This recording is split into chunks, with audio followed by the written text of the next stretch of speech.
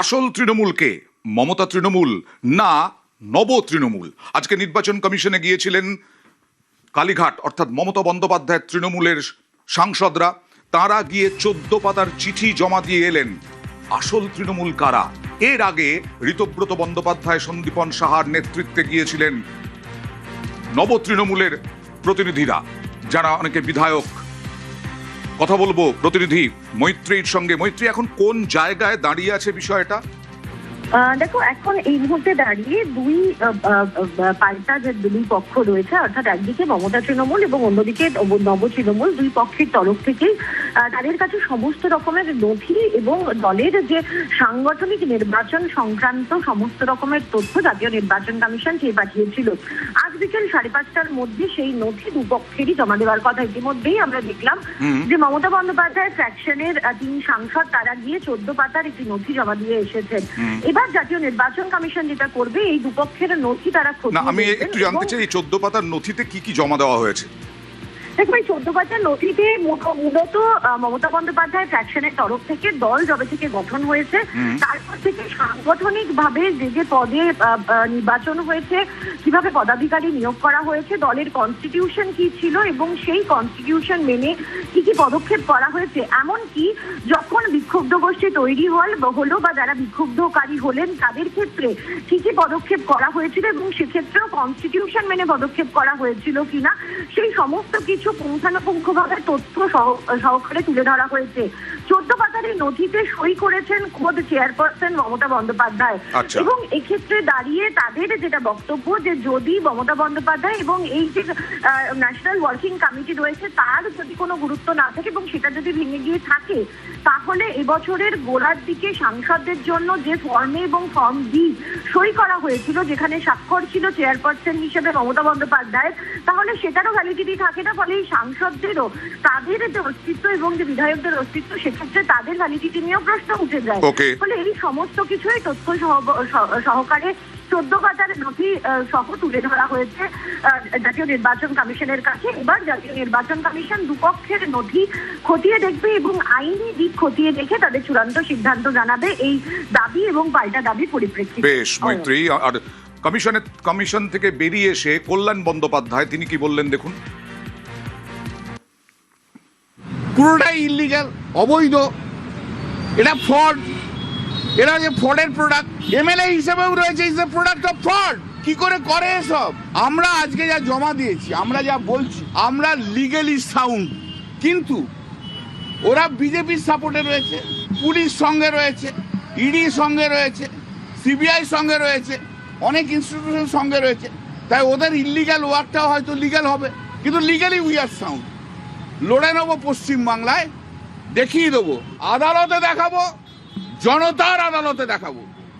মানুষের কাছে যাও, যে কর্মীরা তোমাদের জিতিয়েছে তাদের কাছে যাও, হিম্মত থাকে তো। মেরুদণ্ডহীন একদিন ঋতব্রত ব্যানার্জি উলুবেড়িয়া যেতে পারেনি, এখনো অরূপ রায় বাড়ি থেকে বেরোতে পারেনি, ববি হাকিম মেটিয়াপুর যে করতে পারেনি। আর এটা তো সবচেয়ে বড় গদ্দার, সবচেয়ে বেশি পেয়েছে আর সবচেয়ে বেশি গদ্দারি করেছে।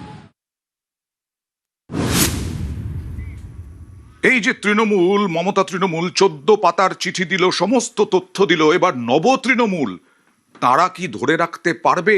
সরাসরি কথা বলবো প্রতিনিধি আবিরের সঙ্গে।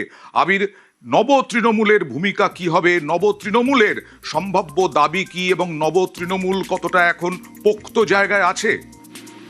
দেখো, প্রথমত হচ্ছে যে সংখ্যাতত্ত্বের দিক, সেই সংখ্যাতত্ত্বের দিক থেকে নব তৃণমূল যথেষ্ট ভালো জায়গার মধ্যে এই মুহূর্তে দাঁড়িয়ে রয়েছে এবং তাদের বক্তব্য যে কোনো ধরনের পরিস্থিতির মধ্যে দাঁড়িয়েও তারা তাদের সংখ্যাতত্ত্বের দিক থেকে প্রমাণ উপযুক্ত জায়গাতে দিয়ে দিতে পারবে। দ্বিতীয়ত তাদের বক্তব্য হচ্ছে যে তৃণমূল কংগ্রেস তাদের কোনো সংবিধানই নেই এবং বিভিন্ন সময় সেই সুবিধা মতো সংবিধানকে তারা বদলে নিয়েছে এবং দলের চেয়ারপারসন স্থির করার জন্য কোনো ভোটই হতো না, মনোনীত করা হতো। তাদের বক্তব্য, যাদের জাতীয় কর্মসমিতিতে দায়িত্ব দেওয়া হয়েছিল তারা নিজেরাই দায়িত্ব ছেড়ে বেরিয়ে এসছেন। এমনকি জেলা পরিষদ, পুরসভা, বিধানসভায় তারা অনাস্থা দেখাতে শুরু করেছেন। প্রয়োজনে পরিষদীয় ক্ষেত্রে সংখ্যাতত্ত্বের প্রমাণ বিদ্রোহী ব্লক যারা রয়েছেন তারা দিয়ে দিতে পারবেন।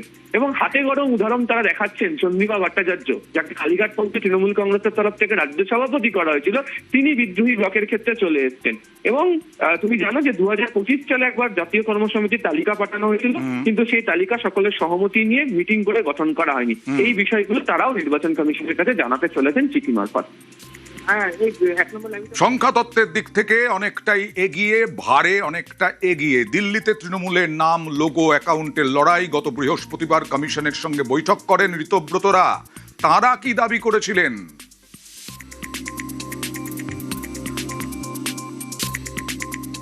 প্রতীকের প্রশ্ন, ফান্ডের প্রশ্ন কোথা থেকে আসছে আমরা জানি না, কারণ আমরাই তো তৃণমূল কংগ্রেসের all India chairperson Shri Arup রায়ের নেতৃত্বে আমরা 10 জন সব মিলিয়ে, আমাদের এনডব্লিউসির মেম্বাররা, এমএলএরা, প্রাক্তন মন্ত্রী শ্রী স্নেহাশিস চক্রবর্তী সহ আমরা আজকে এখানে ইলেকশন কমিশনের ফুল বেঞ্চকে মিট করেছি। চিফ ইলেকশন কমিশনার এবং অন্যান্য ইলেকশন কমিশনারদের ধন্যবাদ জানাই। তারা পুরোটা আমাদের কথা শুনেছেন এবং জানিয়েছেন যে তারা যত তাড়াতাড়ি সম্ভব আমাদের কাছে জানাবেন।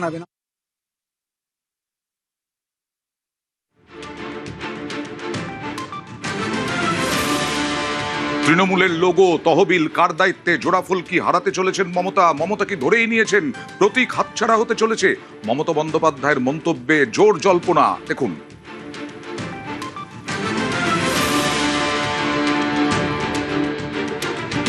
বিজেপিতে থেকে দল ভাঙার চক্রান্ত। ভাবেন কি যে আমি মরে গেছি? ভাবেন কি আমাদের কর্মীরা মরে গেছে? ভাবেন কি অল ইন্ডিয়া তৃণমূল কংগ্রেস মরে গেছে? মনে রাখবেন, আপনার পক্ষে আছে বলে সরকার, আপনি তাকে দিয়ে নির্বাচন কমিশনের কাছে কমপ্লেন করিয়ে আপনি সিম্বল কেড়ে নিতে পারেন। যদিও আমরা জানি সিম্বল আপনার পক্ষে যাবে না, কিন্তু ধরে নিলাম যদি ভ্যানিশ কুমার বাবু আমাদের পার্টিকে ফিনিশ করার জন্য ইলেকশনটাও করেছেন, যদি সিম্বল দিয়েও দেয়, তাতে কি যায় আসে? সিম্বল সেটাই হয় যেটা সাধারণ মানুষ গ্রহণ করে, তৃণমূল কংগ্রেসরা গ্রহণ করে। আমি এই সিম্বল নিয়ে 1 মাস 22 দিনের মাথায় আমি কিন্তু লড়াইটা করেছিলাম।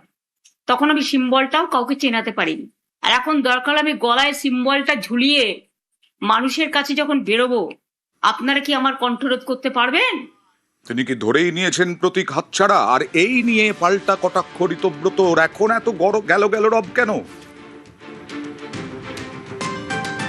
নির্বাচন কমিশন একটা অ্যাপেক্স বডি, প্রাতিষ্ঠানিক পোস্ট। মানে হঠাৎ করে ঠাকুর ঘরে কে আমি তো কলা খাইনি, হঠাৎ এগুলো বলতে হচ্ছে কেন? যে প্রতীকের কথা ভরসা রাখুন না নির্বাচন কমিশনের ওপর। অ্যাপেক্স বডির ওপর তো ভরসা রাখতে হবে। দেশের তো একটা কাঠামো আছে, আইন আছে, সংবিধান আছে।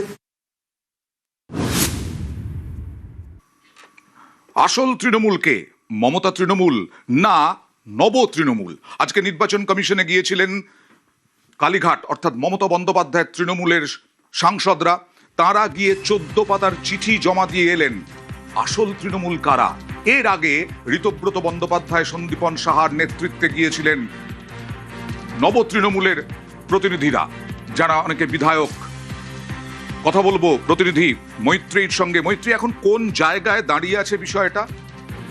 দেখো, এখন এই মুহূর্তে দাঁড়িয়ে দুই পাল্টা যে দুই পক্ষ রয়েছে, অর্থাৎ একদিকে মমতা তৃণমূল এবং অন্যদিকে নব তৃণমূল, দুই পক্ষের তরফ থেকেই তাদের কাছে সমস্ত রকমের নথি এবং দলের যে সাংগঠনিক নির্বাচন সংক্রান্ত সমস্ত রকমের তথ্য জাতীয় নির্বাচন কমিশন চেয়ে পাঠিয়েছিল। আজ বিকেল 5:30টার মধ্যে সেই নথি দুপক্ষেরই জমা দেওয়ার কথা। ইতিমধ্যেই আমরা দেখলাম যে মমতা বন্দ্যোপাধ্যায় ফ্র্যাকশনের 3 সাংসদ তারা গিয়ে 14 পাতার একটি নথি জমা দিয়ে এসেছেন।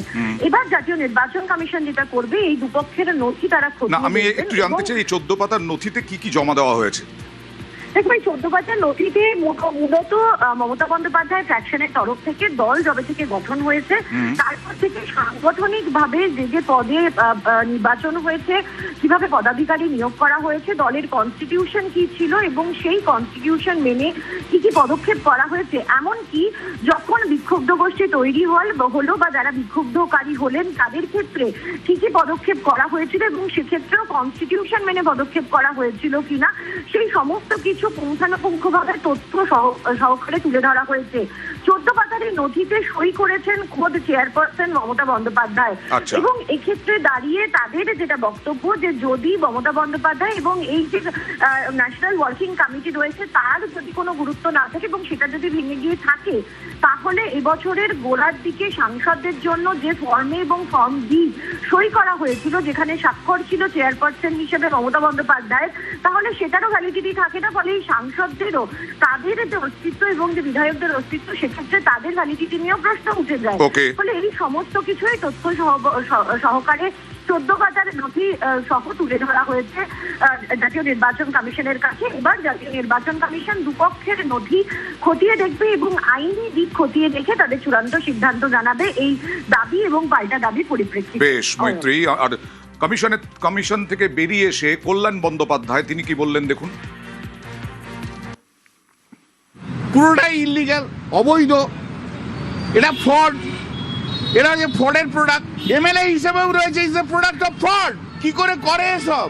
আমরা আজকে যা জমা দিয়েছি, আমরা যা বলছি, আমরা লিগালি সাউন্ড, কিন্তু ওরা বিজেপির সাপোর্টে রয়েছে, পুলিশ সঙ্গে রয়েছে, ইডি সঙ্গে রয়েছে, সিবিআই সঙ্গে রয়েছে, অনেক ইনস্টিটিউশন সঙ্গে রয়েছে, তাই ওদের ইলিগাল ওয়ার্কটাও হয়তো লিগাল হবে, কিন্তু লিগালি উই আর সাউন্ড। লড়ে নেবো পশ্চিমবাংলায়, দেখিয়ে দেবো, আদালতে দেখাবো, জনতার আদালতে দেখাবো, মানুষের কাছে যাও, যে কর্মীরা তোমাদের জিতিয়েছে তাদের কাছে যাও, হিম্মত থাকে তো, মেরুদণ্ডহীন। একদিন ঋতুব্রত ব্যানার্জি উলুবেড়িয়া যেতে পারেনি, এখনো অরূপ রায় বাড়ি থেকে বেরোতে পারেনি, ববি হাকিম মেটিয়াপুর যে করতে পারেনি। আর এটা তো সবচেয়ে বড় গদ্দার, সবচেয়ে বেশি পেয়েছে আর সবচেয়ে বেশি গদ্দারি করেছে।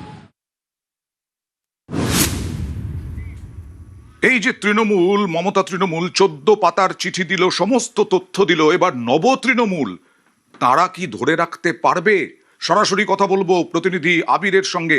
আবির, নব তৃণমূলের ভূমিকা কি হবে, নব তৃণমূলের সম্ভাব্য দাবি কি, এবং নব তৃণমূল কতটা এখন পোক্ত জায়গায় আছে? দেখো, প্রথমত হচ্ছে যে সংখ্যাতত্ত্বের দিক, সেই সংখ্যাতত্ত্বের দিক থেকে নব তৃণমূল যথেষ্ট ভালো জায়গার মধ্যে এই মুহূর্তে দাঁড়িয়ে রয়েছে এবং তাদের বক্তব্য যে কোনো ধরনের পরিস্থিতির মধ্যে দাঁড়িয়েও তারা তাদের সংখ্যাতত্ত্বের দিক থেকে প্রমাণ উপযুক্ত জায়গাতে দিয়ে দিতে পারবে। দ্বিতীয়ত তাদের বক্তব্য হচ্ছে যে তৃণমূল কংগ্রেস তাদের কোনো সংবিধানই নেই এবং বিভিন্ন সময় সেই সুবিধা মতো সংবিধানকে তারা বদলে নিয়েছে। আচ্ছা। এবং দলের চেয়ারপারসন স্থির করার জন্য কোনো ভোটই হতো না, মনোনীত করা হতো। তাদের বক্তব্য, যাদের জাতীয় কর্মসমিতিতে দায়িত্ব দেওয়া হয়েছিল তারা নিজেরাই দায়িত্ব ছেড়ে বেরিয়ে এসছেন। এমনকি জেলা পরিষদ, পুরসভা, বিধানসভায় তারা অনাস্থা দেখাতে শুরু করেছেন। প্রয়োজনে পরিষদীয় ক্ষেত্রে সংখ্যাতত্ত্বের প্রমাণ বিদ্রোহী ব্লক যারা রয়েছেন তারা দিয়ে দিতে পারবেন। এবং হাতে গরম উদাহরণ তারা দেখাচ্ছেন। চন্দ্রিমা ভট্টাচার্য, যাকে কালীঘাট পৌঁছে তৃণমূল কংগ্রেসের তরফ থেকে রাজ্য সভাপতি করা হয়েছিল, তিনি বিদ্রোহী ব্লকের ক্ষেত্রে চলে এসেছেন। এবং তুমি জানো যে 2025 সালে একবার জাতীয় কর্মসমিতির তালিকা পাঠানো হয়েছিল, কিন্তু সেই তালিকা সকলের সহমতি নিয়ে মিটিং করে গঠন করা হয়নি। এই বিষয়গুলো তারাও নির্বাচন কমিশনের কাছে জানাতে চলেছেন চিঠি মারফত।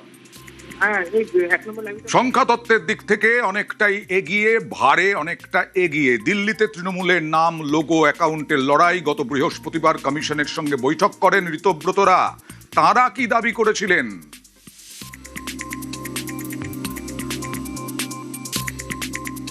প্রতীকের প্রশ্ন, ফান্ডের প্রশ্ন কোথা থেকে আসছে আমরা জানি না, কারণ আমরাই তো তৃণমূল কংগ্রেস। তৃণমূল কংগ্রেসের all India chairperson Shri Arup রায়ের নেতৃত্বে আমরা 10 জন সব মিলিয়ে, আমাদের এনডব্লিউসির মেম্বাররা, এমএলএরা, প্রাক্তন মন্ত্রী শ্রী স্নেহাশিস চক্রবর্তী সহ আমরা আজকে এখানে ইলেকশন কমিশনের ফুল বেঞ্চকে মিট করেছি। চিফ ইলেকশন কমিশনার এবং অন্যান্য ইলেকশন কমিশনারদের ধন্যবাদ জানাই। তারা পুরোটা হচ্ছে আমাদের কথা শুনেছেন এবং জানিয়েছেন যে তারা যত তাড়াতাড়ি সম্ভব আমাদের কাছে জানাবেন।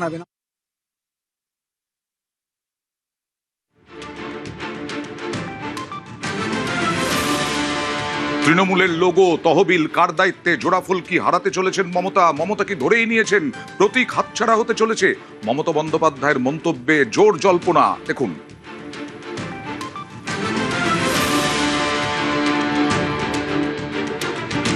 বিজেপিতে থেকে দল ভাঙার চক্রান্ত। ভাবেন কি যে আমি মরে গেছি?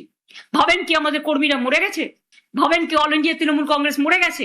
মনে রাখবেন, আপনার পক্ষে আছে বলে সরকার, আপনি তাকে দিয়ে নির্বাচন কমিশনের কাছে কমপ্লেন করিয়ে আপনি সিম্বল কেড়ে নিতে পারেন। যদিও আমরা জানি সিম্বল আপনার পক্ষে যাবে না, কিন্তু ধরে নিলাম যদি ভ্যানিশ কুমার বাবু আমাদের পার্টিকে ফিনিশ করার জন্য ইলেকশনটাও করেছেন, যদি সিম্বল দিয়েও দেয়, তাতে কি যায় আসে? সিম্বল সেটাই হয় যেটা সাধারণ মানুষ গ্রহণ করে, তৃণমূল কংগ্রেসরা গ্রহণ করে। আমি এই সিম্বল দিয়ে 1 মাস 22 দিনের মাথায় আমি কিন্তু লড়াইটা করেছিলাম। তখন আমি সিম্বলটাও কাউকে চেনাতে পারিনি। আর এখন দরকার আমি গলায় সিম্বলটা ঝুলিয়ে মানুষের কাছে যখন বেরোবো, আপনারা কি আমার কণ্ঠরোধ করতে পারবেন? তিনি কি ধরেই নিয়েছেন প্রতীক হাতছাড়া? আর এই নিয়ে পাল্টা কটাক্ষ ঋতব্রতর, এখন এত গেল রব কেন? নির্বাচন কমিশন একটা অ্যাপেক্স বডি, প্রাতিষ্ঠানিক পোস্ট, মানে হঠাৎ করে ঠাকুর ঘরে কে আমি তো কলা খাইনি, হঠাৎ এগুলো বলতে হচ্ছে কেন যে প্রতীকের কথা? ভরসা রাখুন না নির্বাচন কমিশনের ওপর, অ্যাপেক্স বডির ওপর তো ভরসা রাখতে হবে। দেশের তো একটা কাঠামো আছে, আইন আছে, সংবিধান আছে।